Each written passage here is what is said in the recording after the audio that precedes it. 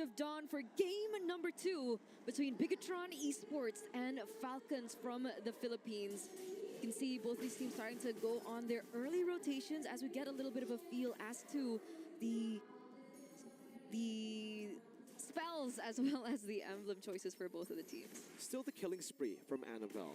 Again, I'm all in for the killing spree, you know, but up against these kind of compositions, especially last game, I think the MP Rage is still better. You need that sustain. You're not going to be killing a lot of dudes or getting a lot of dudes low initially. Anomali walking up straight. Oh, getting the blade surge down. Oh, going to be taken very low. Forced to flicker out. Again, it's BTR with that early aggression. Still able to get out though. So Team Flcn have a little bit more of a say in this early stage of the game, especially that they do have heroes like the Farsa, who can wings by wings, rotate fast, clear fast as well. I think a lot better than Moreno should be doing on the Jushin. We'll see how that goes to play, especially on these side lanes. Kyletzy already with a rotation into the bottom side of the map. Luke, though, goes in for this 2v1. Light is there as well. Uh-oh. Doesn't get it. Yeah, tries to go for the shove, a cheeky shove there. Good moves by Kyletzy. Walking in, going back in, right? Going back out, actually. Moreno putting the damage down on Kyle, putting the utility. Good poke by Anomali into the mid lane. Ogwin looking for that slam. Good body block from Light, but Anomali takes a big chunk of damage. Yeah, he's really low right now. So what is going to be the call here? I think he's going to try to clear in for that because going back now would means that they would let go of the neutral objective taken. I don't think that's the plan that they were kind of willing to go for. He focused on the purple buff first. We see Flcn opening up the map, giving information for his team. And it looks like Anomali is done first. Let's see if he's going to be able to get this neutral objective uncontested. Let's see. Good Lancer Flare over Flcn. Displacement from Luke as well. No passive just yet. Infernal Pursuit not going to be used by Flcn. Anomali's looking for the Queller. Ogwin doesn't read it right there. Oh, look at the dive of the Sacred Beast. Light able to get that implosion down, but that's going to be first blood. Is now Super Marco dives in as well. A full dive, and this time it's Team Flcn that start out with a 3-kill lead plus the neutral objective. Yeah, that should propel them to maybe a 1k gold lead in this first few minutes of the game. The way that they layered their skills is something that I want to see from Bigatron. Meanwhile, top lane. Uh-oh, Eman trying to save the Purify earlier. One last spear to the heart of Eman up top. It's another 4-0 for Flcn this time. So to make things worse, with Team Flcn holding on to everything on the map here in the first few minutes of the game, they're also going to be able to take down Eman as well. The one anchor that Bigatron Esports have been able to hold on to. And Team Flcn, they know it, right? They're going to make him really struggle. They're going to make him suffer for it. Oh. And that's the damage again. No, Purify him unable to escape still. But that means say goodbye to the entire wave up top. He decides to stay. This might be a costly one. No, Light's still there. Oh, down below, Fist Crack. Luke forced to flicker out. No trades on the board for BTR. Flcn's reading BTR out completely. Zero neutral objectives, 0 kills. It's a tough early game now for Bigatron Esports. I mean, considering they have the Bruno as well in the gold lane that requires a little bit of a snowball, don't really think this is going according to their plan at all. No, definitely not. This is the early game that they put Flcn's in just in game number 1, but now they find themselves in Flcn's PH game 1 position. And honestly, it looks really bad because they have a Suyo, they have the Bruno in the lane with the Badang too. They should have ways. Juice in! Yeah. They should have ways to actually control the early game up against this composition. You wouldn't expect the Moskov to get that much value in the first 4 minutes of the game. I think putting it simply, that right there. The Moskov has this much, 2 kills early on already. This is Super Marco! You give him 2 kills at the start. You know he's going to be Monster Marco soon, right? 2,000 gold lead, almost, for Super Marco again. Yikes. Erosion Scythe, 2 kills. And this is on a late game hero that requires a little bit more time to get to that power spike. So it is something that Bigatron Esports really need to consider now. Do they want to go for the 50-50 contest again? Uh-oh, Tsunami Slam, Implosion, the Fist Crack combo together! That's the combo they were looking for! And this time they find him, but Super Marco was going to go in as well with the SOD. Lifted up in place again. As the Purify gets out, but they want to go for the chase. Moreno still on him, Lancer Flare! Moreno gets a double, and BTR are back. Wow, just like that.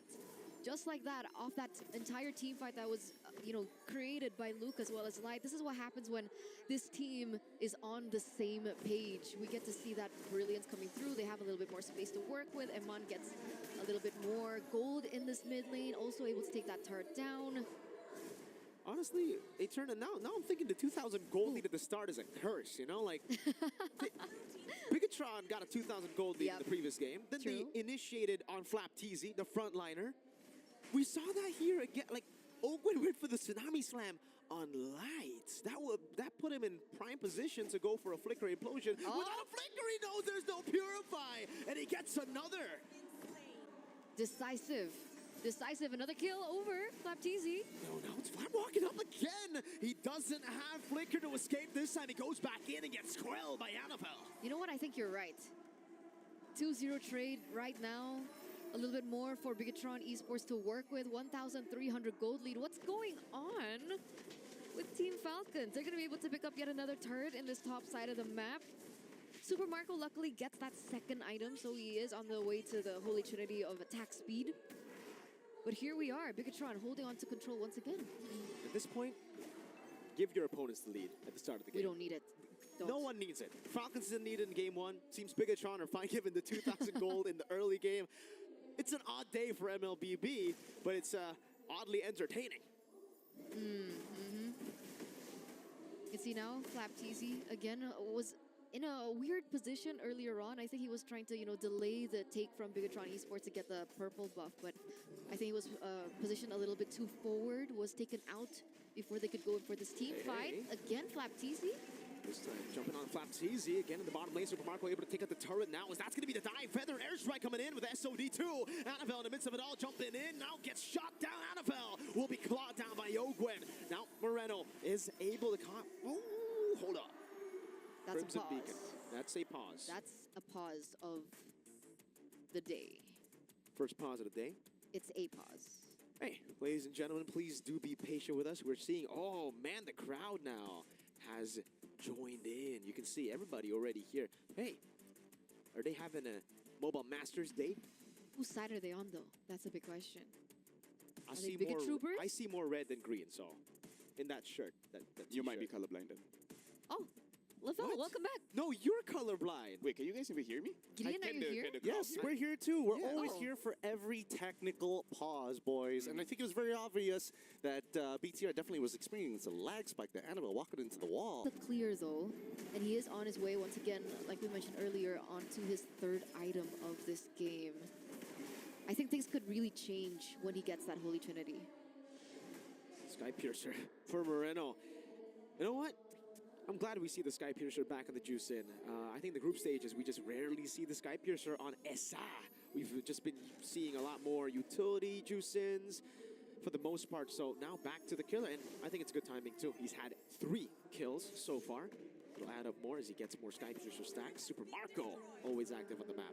I think they also know that they need a little bit more damage, right? Eman, as sole damage dealer, has been a problem in these team fights as he gets taken down. 1v1. Annabelle, not going to be solo killed. Trying to go for a fight in the end, gets soloed, but he did buy a little bit more time for the rest of the team to try to go for this pickoff, even though I don't think Marco will stay that long. Annabelle. Interesting. Looking for that 1v1 kill over to Super Marco. He has a lot of disengage as a Moskov, so that's something that Annabelle will remember the next time they see each other. But Feather Airstrike opened up here. Some damage given over to Moreno. But all the while, things have slowed down quite a bit with no objectives on the board just yet. Yeah, it was very, very weird there from Annabelle. Walks up to his demise. Near a wall too, right? So it wasn't particularly the best place to even look for a fight against Moscow. But Bigatron still hold the lead. But unfortunately for them, Super Marco is online. 8,000 gold already. 3-item power spike. Thank you, Annabelle, for getting that early golden staff now for Super Marco. Ouch. We did mention that this is a huge power spike for Team Falcons. So coming into this next neutral objective take, we need to keep an eye out for that. Bigatron, though, still the first one in the vicinity. Moreno looking to clear that wave in the mid lane, but remember Team Falcons having the Moskov means that they do have a little bit more pressure onto the far lane. So it's another headache that Bigatron Esports have to deal with. All he needs to do is SOD back. Exactly. He gets a turret for free. They are getting out macroed right now, BTR. That 1,000 gold lead is an illusion. Team Falcons BH are holding tempo on every part of the map. Even here on the Lord, it's not BTR who are holding it. That's a conceal for Team Falcons, getting more control. And now they are in position to look for a mistake. A desperate move from Bigatron could be the end for them. I think Team Falcons have an idea that Aman is not necessarily in the team fight just yet. He was caught in the top side looking for the clear. Super Marco is still there as well, though. That's a rotation coming through from Bigatron. But they're still opening up the map. They don't know. Super Marco should be able to recall. He's tapping it slowly but surely here, because if it's just Eman, he wants to pick up a fight. If it's more than just Eman, he wants to recall. He notices, you know, they're off the map. They've not been seen for such a long time. They are probably up top. So good call by Super Marco there. Decides to recall, following through to the recall. Now it gives Bigatron Alpha, or Esports rather, more time, a window of opportunity. Good feeling. But he should be able to replicate that same thing that he did earlier on. But the difference is now, Lord is already at quarter health. Annabelle looking for the red tree right now. It's Kyletzy walks in. Annabelle still picks it up. Now Slice able to get the shove down on the flat, but Annabelle will be disintegrated by Super Marco, who landed the SOD. Light falling as well to the claws of Kyletzy as Luke is left to fend for himself. One straight push into the mid lane. 20 seconds on the death timers as Luke is brought far into the enemy lines. But it was Bigatron Esports to pick up the Lord, but I don't think it's going to be enough time. They're going to go for the end here. 12 minutes. That's it. 6 seconds on Emano. Wipeout will do it. Team Falcons now on match point, flying high in the sky. No Lord, no problem. This is match point. One more game away of stepping forward and eliminating the red robots out of the Snapdragon Pro Series Mobile Masters. Oh my goodness, Team Falcons, nicely done by them. No Lord, no problem. In game number one, they broke them right at the elbows. Now they're going for the shins. The red robots need to recover because it's starting to break apart for them in every aspect of the game. They had the lead. It was equaling it up, but even that just was not enough.